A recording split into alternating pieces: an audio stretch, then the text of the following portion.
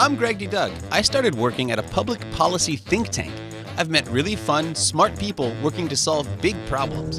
I asked some of them if they'd come talk about their work and how good public policy makes the world a better place. And all they asked for in return was pizza.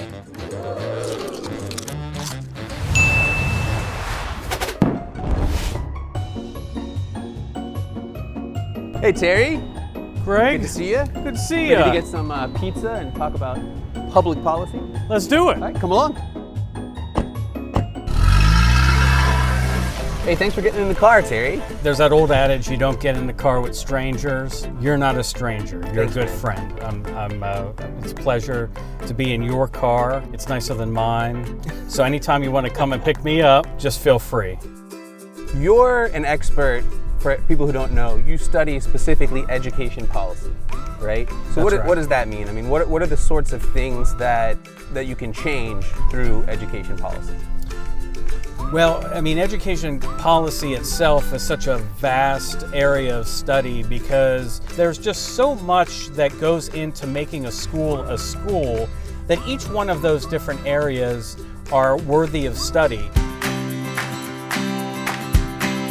When you talk to people that have kids now, they're aware that there are things going on that they don't like or that aren't quite right, basically talking a lot more about the education of their children than they used to. Why do you think that is? Well, the pandemic had a lot to do with it, and school choice was growing significantly even before the pandemic. But the transformative moment in the pandemic was when the public schools decided to go and pursue mandatory online learning. You had a teacher that was online and a parent looking over their child's shoulder and finding, you know what, maybe I don't really like what's going on in the classroom, what my child is learning.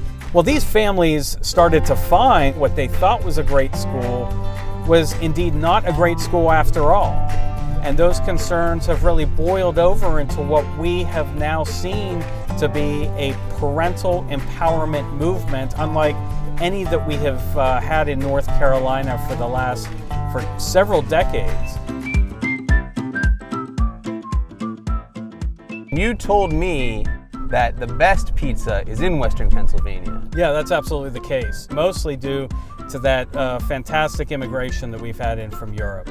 So it's just education policy and eating enough food to be able to go do education policy. And that's why Policy Pizza is perfect, because it blends the two passions I have in my life, which is policy, education policy, and food, specifically pizza. Okay, well we're gonna get you some really good pizza, and I don't know if it's gonna top what you're used to in Western Pennsylvania, but I hope you kind of like it. It better taste like Italy. We're at Venture Pizza in Raleigh. We're gonna go eat 10 pizzas. Okay, how much pizza do you think you can eat? Never ask me that question.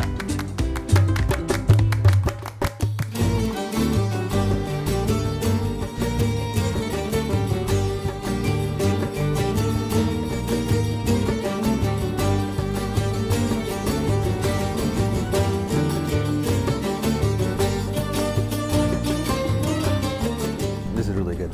Terry, this is Chipotle chicken. This is a solid pizza with a little kick. Very good. Yeah, it's got quite a kick to it. I don't think the crew deserves this one. This will be just. This is ours. This is just ours, yeah. Parents' Bill of Rights. What is that, and where did that come from? So our Parents' Bill of Rights is essentially a concept paper that looks at 4 different components: choice, autonomy, transparency, and accountability. Yeah, so what do those things mean? So choice is self-explanatory. That's school choice. That's parents get to choose the school that their kids go to. That's absolutely right. And transparency is pretty self-explanatory too, in that parents should have access to what's being taught in the classroom, the activities that the school and the students are engaging in. So eyes on, the parents can have eyes on what teachers are teaching their kids. That's right. So autonomy really means giving the parents the final say-so in what their child is being able to do in the classroom. And this is mostly around controversial subjects and those subjects that usually require a parent to sign off on what their child can do. But if a parent isn't given the type of rights that are specified in the Parents' Bill of Rights, then they have recourse to take action against the school district that is denying their fundamental rights. And that's the last component of it, is accountability. So Terry, that's all great information. So say somebody's really interested in your Parents' Bill of Rights, they think it's a great thing to do and they want to see it happen. Like, what do they do next?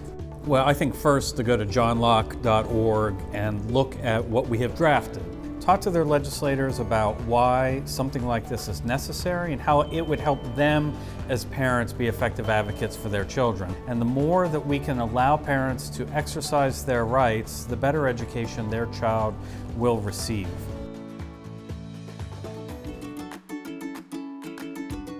You don't find a whole lot of pizzerias in Western Pennsylvania that are doing different things with pizza like this. Yeah.